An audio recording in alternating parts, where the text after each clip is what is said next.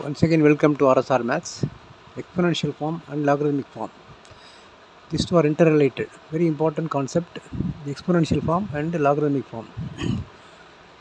Exponential form வந்து இந்த மாதிரி ஃபார்மில் எழுதுறது, அதுக்கு கரஸ்பாண்டிங் லாக் ஃபார்ம் வந்து இது exponential form, corresponding log form. 2 cube equal to 8, அதுக்கு கரஸ்பாண்டிங்கான logarithmic form equal to logarithm of 8 இந்த பேஸ் இங்கே வந்துடும் ஈக்குவல் டு 3.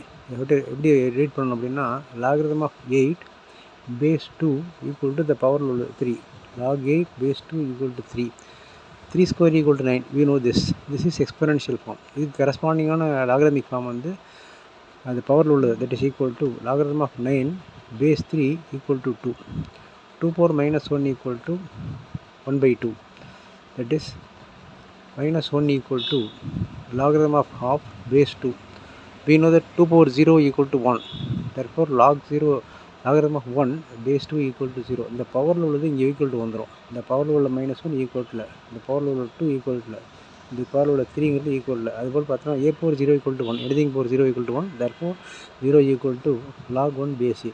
இது ஸ்டாண்டர்ட் ரிசல்ட். இது log 1 base aங்கிறது எப்போவுமே 0. a power b equal to c, இது எக்ஸ்பொனென்ஷியல் ஃபார்ம். இது கரஸ்பாண்டிங் லாகரதமிக் ஃபார்ம் வந்து power b equal to logarithm of c base a. 10 square equal to 100.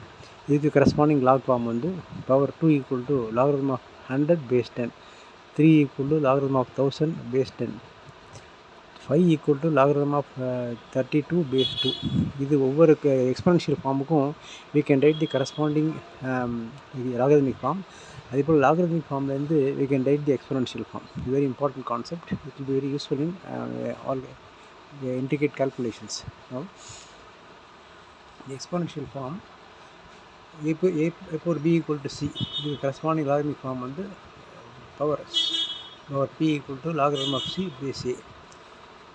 Normally exponential form implies or emphasizes the base a raised to power b equals to the value of c. logarithmic form அப்படிங்கிறது to what power b the base a must be raised to get the value c. ரெண்டு type of logarithm. One is வந்து natural logarithm, அதோட base வந்து e. இந்த இங்கே போடுற base இருக்குது பார்த்தீங்களா, லாகரிதம் பேஸ் போடுறோம்னா இந்த வந்து ஈன்ற லெட்டர் போட்டோம்னா that is called logarithm natural logarithm.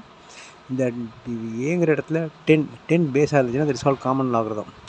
இதை தொடர்ந்து we can see rules on logarithms எல்லாம் பார்த்துக்கலாம். இப்போ நம்ம யூஸ்வலாக யூஸ் பண்ணுறது வந்து காமன் லாகரிதம், நேச்சுரல் லாகரிதம் ரெண்டுமே தான்.